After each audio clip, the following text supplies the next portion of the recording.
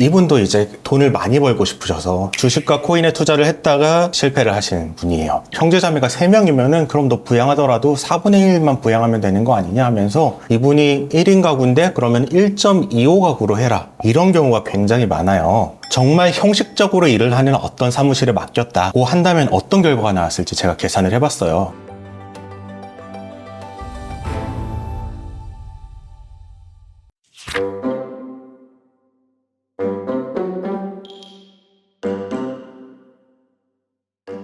오늘도 굉장히 유의미한 성공 사례가 있으시다고. 네, 제가 얼마 전부터 저희 사무실의 성공 사례 중 좀 공유할 만한 거를 공유를 해요. 그 이유는 저희 사무실에 상담을 하러 오시는 의뢰인들 대부분이 제 유튜브를 보고 오시는데 열심히 공부를 하지만 딱 자기와 같은 사례가 없어서 많은 고민을 가지고 찾아오시는 분들이 있어요. 그래서 그 사례 전체가 뭐 어렵거나 그런 건 아니지만 한 분 한 분에게는 의미 있을 수 있다라고 생각해서 또 하나의 성공 사례를 소개시켜 드리고자 합니다. 이 의뢰인은 남성분이시고 50대셨고 급여소득자셨는데 정수기를 설치하고 AS를 해주시는 분이었어요. 뭐 모든 사람이 50대 정도 되면은 삶의 여러 역경을 지나게 되는데 이분 같은 경우에도 어릴 때 이제 사회 초년기에 직장 생활을 하다가 교통사고를 당하셔서 몇 개월 동안 병원에 입원하시게 되어서 직장을 그만두게 됐었고요. 30대에서부터 자기 사업을 시작하게 되셨어요. 그런데 이 사업이라는 게 딱 사업에 적합한 그런 분들이 있는데 이분은 그게 아니었던 모양이에요. 여러 가지 사업을 하다가 다 실패하시고 가지고 있던 재산도 잃게 되셨습니다. 그래서 40대가 되셔서 지금 하고 있는 정수기 설치 및 AS, 이건 어떻게 보면 일종의 기술직이잖아요. 이런 일을 하면서 돈을 모으셔서 집 없는 부모님의 집도 사드리고 이러던 찰나에 이분도 이제 돈을 많이 벌고 싶으셔서 주식과 코인에 투자를 했다가 실패를 하신 분이에요. 총 채무는 1억 2,500만 원 정도였어요. 그리고 월 소득은 290만 원이 찍혔습니다. 이분의 쟁점은 첫 번째로는 주식, 코인, 그 다음에 해외 선물 이렇게 한 것이 청산가치에 반영될 것이냐. 이건 너무 쉽죠. 이분은 서울외생법원이었기 때문에 하나도 반영이 안 됐습니다. 두 번째로는 정수기 설치 및 AS 기사로서 유류비와 차량 정비비를 소득에 넣게 되면은 이분의 소득이 과도하게 높아지게 돼요. 왜냐하면은 이분은 290만 원의 돈을 받지만 거기에는 내가 정수기 AS를 위해서 차를 타고 다닐 때 차량을 수리하는 비용, 그 다음에 기름을 넣는 비용까지 포함이 되고 그 실비는 회사에서 보전받는 성격으로 들어가게 됩니다. 그러니까 이분의 실제 소득은 아닌 거죠. 이것을 어떻게 소득으로 포함을 안 시킬 것인가? 저희는 이렇게 했어요. 처음에는 유류비 및 차량 정비비를 대략적인 평균 비용으로 산정을 했습니다. 이거는 실제 이분이 쓴 것보다는 좀 더 많았어요. 그렇게 한번 신청서를 내고 보정이 나와서 추가적인 소명 자료를 내라.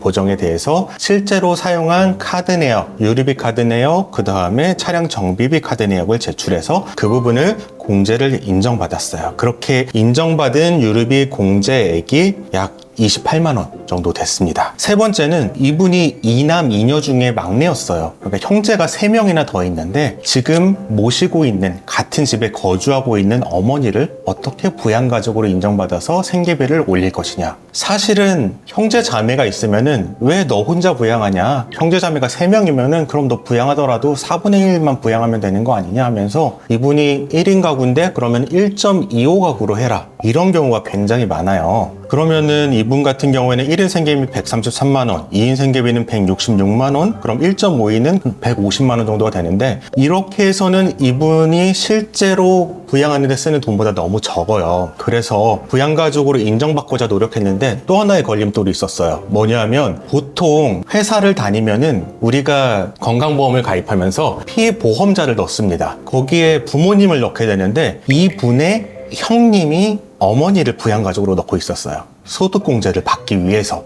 실제로는 의뢰인이 부양하고 있음에도 불구하고 전산상에는 형님이 부양하는 것으로 돼 있었단 말이에요. 이거를 저희가 이제 소명을 하는데 일단은 어머니와 형제 3명의 재산에 대한 사실조회 신청을 해서 어머니 재산 없고 형제들도 재산이 그렇게 넉넉하지 않다. 그리고 어머니 요양급여 내역도 제출받아서 우리가 이 돈을 부양하는 데 쓰고 있다라고 소명을 했고요. 형님은 단지 형식적으로 넣어놨을 뿐이고 주민등록상에 실제로 같이 동거하는 사람은 나다라는 소명을 했습니다. 이분이 처음에 2인 가구의 중위소득의 55.7%인 192만 원을 저희가 생계비로 주장을 했어요. 결과적으로는 187만 3천 원이 생계비로 인정이 됐습니다. 왜 이런 차이가 있는 거예요? 이거는 총 변제율을 저희가 맞춘 거예요. 총 변제율이 저희가 20%를 살짝 넘게 맞췄거든요. 거기를 맞추기 위해서 최저 생계비를 그 수준으로 조절을 하고 아까 계산된 소득 262만 원에서 187만 3천 원을 빼면은 이분의 총 변제 비율이 약 21%가 돼요. 그거를 맞추기 위해서 나온 계산 결과입니다. 이렇게 해서 이분은 월에 74만 5천 원만 변제하고 인가결정까지 받게 되었습니다. 이분이 만약에 정말 형식적으로 일을 하는 어떤 사무실에 맡겼다고 한다면 어떤 결과가 나왔을지 제가 계산을 해봤어요. 290만 원이 총 소득이에요. 그리고 1인 가구의 생계비는 133만 원이에요. 그러면 290에서 133만 원을 뺀 월 157만 원을 36개월 변제하고 나머지를 탕감받았을 거예요. 근데 이것도 나쁜 거는 아니에요. 그렇게 해도 이분은 거의 한 5, 6천만 원은 탕감을 받거든요. 하지만 저희 사무실에서는 74만 5천 원만 형식적으로 하는 것보다 절반 이하로 줄여서 총 79%를 탕감받고 21%만 변제받게 되었다. 실제로 의뢰인분들 중에 보면은 부모님을 형제자매 중에 자기 혼자 부양하고 있는 사람이 많이 있어요. 2인 가구로 인정받는 경우는 많지가 않단 말이에요. 하지만 변제율에 따라서 어떻게 주장하느냐에 따라서 생계비로 인정받을 수 있는 금액이 달라진다라는 걸 아시고 상담을 하실 때나 신청을 하실 때 꼭 기억하시면 좋겠습니다.